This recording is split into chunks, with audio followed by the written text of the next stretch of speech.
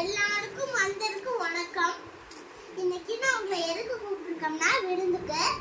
இன்னைக்கு எலெக்ஷன் ஆடம்னு, அதனால எல்லாருக்கும் விருந்துக்கு. எல்லாரும் எலெக்ஷன் சந்தோஷமா ஓட்டு போட்டீங்களா? ஓட்டு